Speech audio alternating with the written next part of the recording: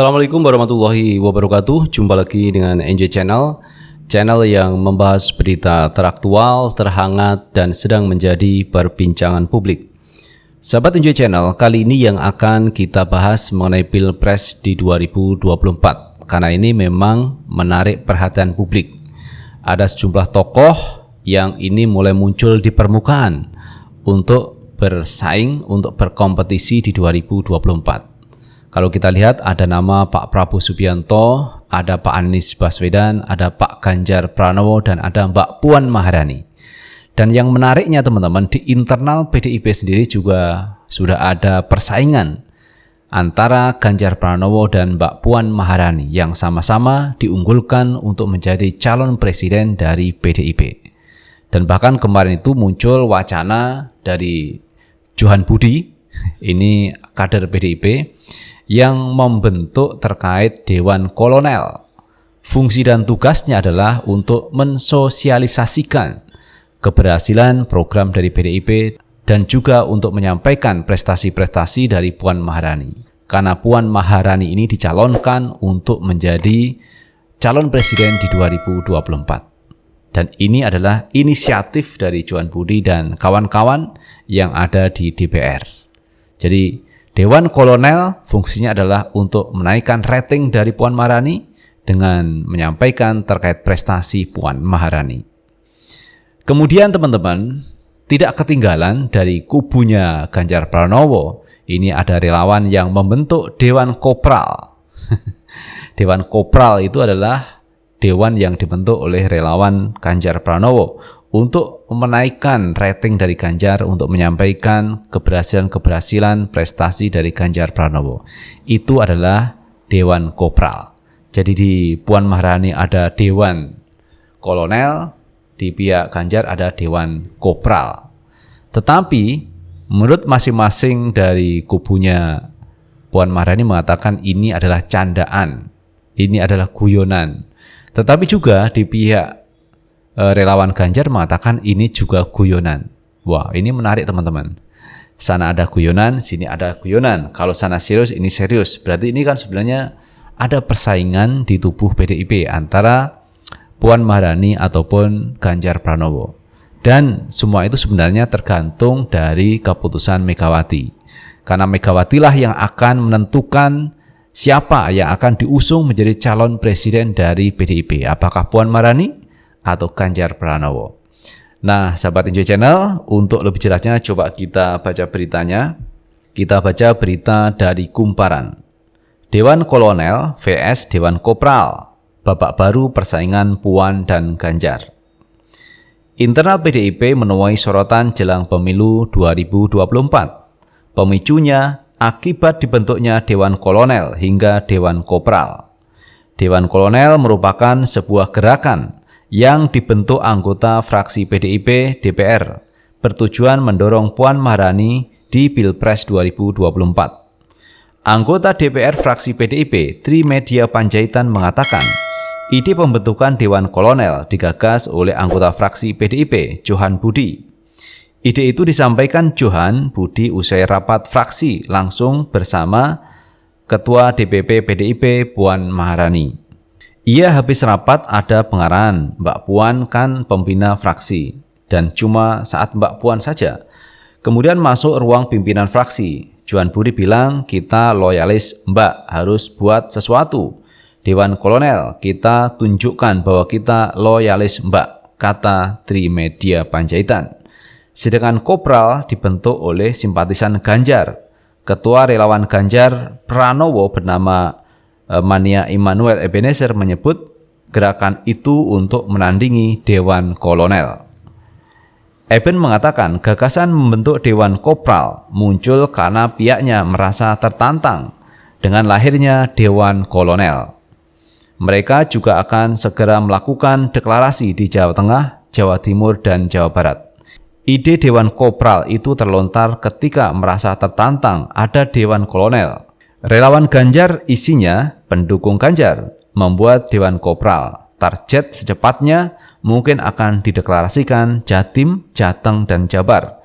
Sedang merumuskan bersama untuk lakukan deklarasi, kata Eben.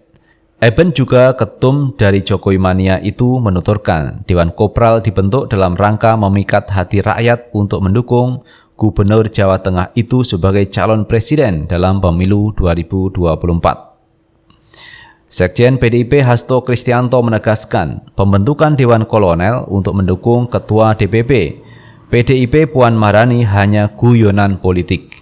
Ia menyebut perkumpulan tersebut tidak sesuai dengan ADART partai. Tidak ada yang namanya Dewan Kolonel, karena hal tersebut juga tidak sesuai ADART, ucap Hasto Kristianto. Hasto menyebut akan segera memberi tahu kepada Ketua Fraksi PDIP DPR Utut Adianto terkait tugas dan fungsi legislasi. Pasalnya, Dewan Kolonel sudah menjadi sorotan publik usai diungkap sejumlah anggota fraksi di DPR. Saya memberitahu kepada Pak Utut, selaku Ketua Fraksi, bahwa fraksi PDIP tugas utamanya adalah sebagai DPP partai di dalam memperjuangkan seluruh ideologi dan platform partai, fungsi legislasi dan pengawasan, ujarnya. Hasto mengungkapkan Ketum PDIP Megawati juga kaget saat mengetahui adanya Dewan Kolonel. Ia menyampaikan Megawati telah mengingatkan agar kader disiplin dan berpolitik dengan melihat konteks. Seluruh kader agar disiplin apalagi terkait dengan Capres-Cawapres yang dinamikanya sangat kuat dan diingatkan oleh Bu Ketum berpolitik harus melihat konteks, tuturnya. Konteks saat ini adalah partai turun ke bawah membantu rakyat membangun harapan rakyat. Apalagi dalam situasi yang belum pulih akibat pandemi. Kemudian diusul kebijakan yang terpaksa harus diambil berupa kenaikan BBM. Jadi fokus kader partai di situ, kata Hasto Kristianto. Hasto memberikan tanggapan terkait isu kerenggangan hubungan antara Puan dan Ganjar. Keduanya merupakan kandidat capres dari PDIP. Hasto menampik adanya kerenggangan antara hubungan Puan dan Ganjar. Dia menilai hal tersebut merupakan dinamika biasa. Panas dingin kan enggak ada, bahwa dalam suatu keluarga ada dinamika, janganlah di dalam PDIP ada dinamika kemudian itu suatu hal biasa, ujar Hasto. Menurutnya dinamika yang terjadi di dalam partainya menandakan terjadi praktek demokrasi. Melekat nama Partai Demokrasi Indonesia di dalam dinamika itu orientasinya kepada bangsa negara, kata Hasto Kristianto.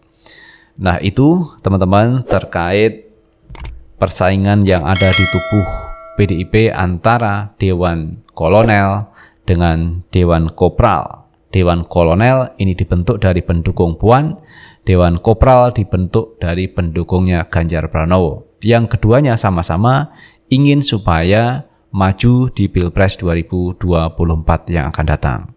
Karena bagaimanapun juga teman-teman, untuk mendapatkan tiket menuju Pilpres itu harus didukung oleh partai politik.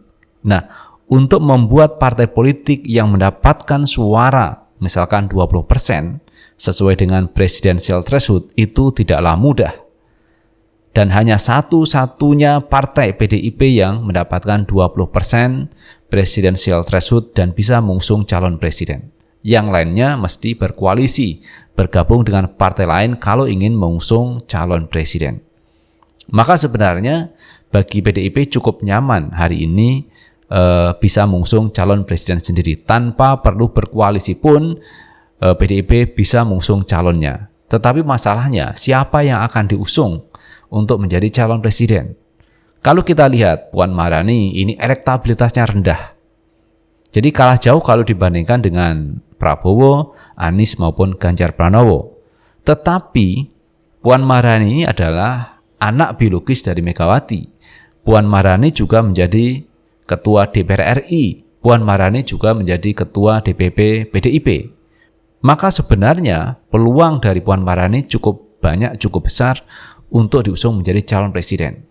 Terlepas dia punya elektabilitas atau tidak. Karena elektabilitas itu juga bisa dibangun teman-teman. Dengan cara tidak mengusung Ganjar, maka elektabilitas Puan itu akan naik. Sementara sisi lain ada Ganjar Pranowo. Ganjar Pranowo ini punya elektabilitas yang bagus. Bahkan pernah menduduki ranking pertama di antara Prabowo dan Anies Baswedan. Ini juga punya kan yang cukup kuat untuk maju di 2024. Kenapa? karena elektabilitasnya itu cukup tinggi. Maka sebenarnya layak Ganjar Pranowo diusung menjadi calon presiden dari PDIP.